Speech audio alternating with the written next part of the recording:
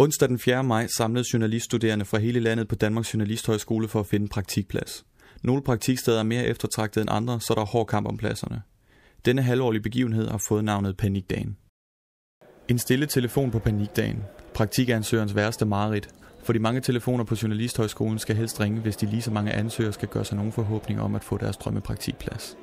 For nogle starter dagen på TV2 Østjylland, hvor TV2 afholder samtaler. Nogle ansøgere er mere selvsikre end andre. TV2-nyhederne tager mig. Ikke alle har lige så let ved at holde nerverne i ro som Niklas, der føler sig godt forberedt. Jamen, jeg synes, jeg har lavet en god ansøgning. Jeg synes, jeg har været til åbent hus, og jeg synes, jeg vil passe godt ind der. Jeg har generelt bare en god følelse omkring TV2. Klokken 9.30 begyndte kampen om praktikpladserne. Niklas blev som den første kaldt ind til samtale på sin drømmepraktikplads, TV2-nyhederne. Tilbage på Journalisthøjskolen havde de første allerede sikret sig drømmepraktikpladsen. Klokken 9.30 ringede Christian Munks telefon, og det var lige netop det opkald, han havde håbet på. Det var Jyllandsposten, og der gik lige 7 minutter, så havde alle fra Jyllandsposten skrevet under, så jeg var egentlig hjemme. Christian Munk nåede dog også at mærke nervøsiteten, der følger med på en panikdag.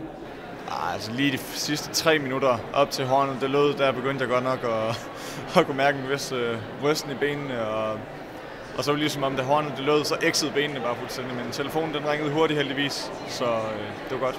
Sofie Kjærgaard deltog i panikdag for anden gang. Første gang gik det ikke helt efter planen. Sidste gang var jeg til en samtale, eller blev kaldt over til DR Nyheder og stod i kø, og der skete ikke rigtig noget, inden de havde besat alle stillingerne, og så blev jeg kaldt til en samtale på BU, som gik rigtig godt, men der var en, der havde noget andet på CV'et, som jeg ikke kunne hamle op med, så den røg for næsen af mig. Heldigvis for Sofie Kjærgaard blev hendes anden panikdag mere succesfuld. Men det havde været noget sjovere. Jeg søgte jo BU igen, og søgte Sand TV og Nordisk Film Aftenshowet. Og nåede faktisk at være til samtale på Sand TV, som gik meget godt. Og på Nordisk Film, som også gik godt. Og så på BU. Ja, men var heldig at få den på BU, som var den, jeg rigtig gerne ville have. Ved middagstid havde de fleste sikret sig en praktikplads og fejrede det på behørig vis. For nogle gik panikdagen dog ikke helt som forventet. Det startede ud med, at TV2-nyhederne gik direkte ud og tog fat i mig. Og det havde jeg egentlig troet, at det ville betyde, at jeg nok ville være der. Desværre sagde de, at jeg virkede lidt nervøs, og at de ikke helt kunne gennemskue, hvor meget jeg brændte for det. Og det synes jeg var lidt ærgerligt. På grund af samtalen hos TV2-nyhederne gik Niklas Ring glip af samtaler hos DR og Ritzau. Til sidst endte han op med en 6 måneder lang praktikplads hos Undervisningsministeriet. Efterfølgende var han lettet, men kunne ikke helt skjule bitterheden. Jeg ville rigtig gerne have været på DR Nyheder, jeg ville også rigtig gerne have været på Ritzau. Så det er jo skide ærgerligt, og det er jo bare det panikdag går ud på. Det er jo bare noget værre lort.